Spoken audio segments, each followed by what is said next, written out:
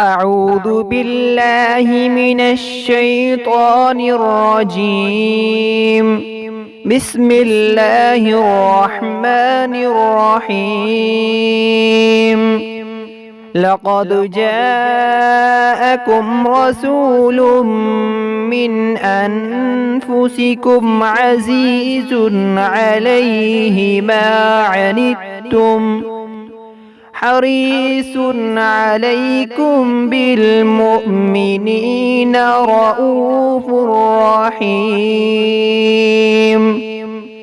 فإن تولوا فقل حسبي الله لا إله إلا هو عليه توكلت وهو رب العرش العظيم.